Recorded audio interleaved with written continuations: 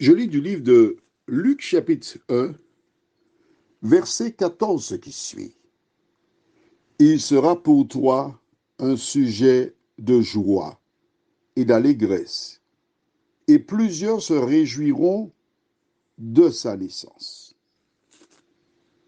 Prions. Notre Seigneur et notre Dieu, qu'il est agréable pour nous ce matin, une fois de plus, de venir à tes pieds pour recevoir tes instructions.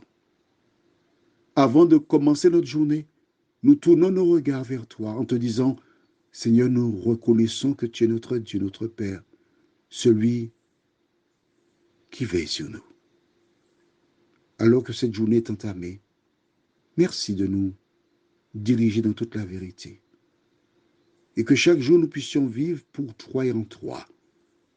Merci pour le Saint-Esprit, au nom de Jésus. Amen. La référence de ce jour, elle est intéressante et elle a toute son importance pour moi. En effet, c'est un fameux 15 juin 1977 où ma mère rendit le souffle de vie. Souvenir difficile, pénible. Et quand je pense à toutes celles et ceux qui ont leur mère et qui n'en font pas cas, je dis, ah, si seulement ces personnes connaissaient la valeur, l'importance, le rôle d'une mère et d'un père. Ce mois de juin était très difficile pour moi, pénible. Mais un certain 16 juin, j'ai eu la joie d'avoir mon premier enfant qui est né le lendemain du décès de ma mère. Toutes des années plus tard, hein, d'accord? Pourquoi je me parle? Parce que la présence de cet être apportait de la joie. Le mois de juin qui était sombre est devenu ensoleillé dans ma vie.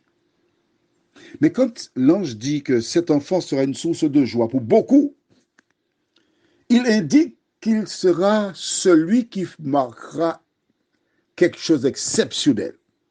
Tant et si bien que Jésus lui-même, rappelle-toi, nous avons déjà vu cela, il a déclaré que de ceux qui sont nés des femmes, personne n'est plus grand que Jean-Baptiste. Pourquoi? Parce qu'il a été divinement sélectionné, mis à part, afin de remplir une mission. Toi qui m'écoutes ce matin, Dieu t'a chargé d'une mission. Là où règne la guerre, tu dois apporter la paix. Là où le personnel dérobe la marchandise, tu dois par ta conduite leur montrer une autre voie. Là où les gens sont toujours prêts à se battre, tu dois apporter des solutions pour éteindre les incendies. Là où des personnes s'habillent de manière légère, et là je m'adresse aux femmes, pas toutes les femmes, d'accord, merci. Tu as le devoir par ta tenue vestimentaire, ta manière de t'exprimer, tes rapports avec les uns et les autres, de montrer Jésus. Je profite pour dire que la Bible déclare que l'homme est le chef de la famille. Oh là là, maman, il y a des femmes qui sont furieuses là. Attends, lâche gentil, lâche tes cheveux. La Bible dit, on ne peut pas dire autrement. Mais je voudrais te dire, trois femmes, on parle de femmes avec F majuscule, hein? La femme est le potomitan du foyer. Par le passé, la femme recevait très peu de l'homme. Beaucoup d'hommes étaient méchants avec elle. Il faut dire la vérité. Mais si. Et cette femme la multipliait. Elle pouvait subvenir aux besoins des enfants. Et si aujourd'hui notre société est dégradée, c'est parce que des femmes qui souffraient ont été obligées d'aller travailler. Les enfants étaient livrés à eux-mêmes. Et nous avons le chaos actuel. Je remercie Dieu pour les femmes qui, par le passé, ont tenu la maison, ont été, elles, les véritables chefs de famille. Prions. Notre Seigneur et notre Dieu, Nous te bénissons pour le rôle que Jean-Baptiste joua à l'époque. Nous te remercions, Seigneur, d'aider toutes celles et ceux qui nous entendent aujourd'hui à réfléchir sur leur implication dans l'éducation de leurs enfants, afin que ces derniers soient aussi des modèles.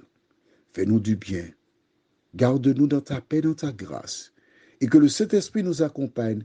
À tout moment, nous t'en prions, au nom de Jésus, pour ta gloire éternelle. Amen. Que l'Éternel continue de te conserver sa paix. Bonne journée à toi.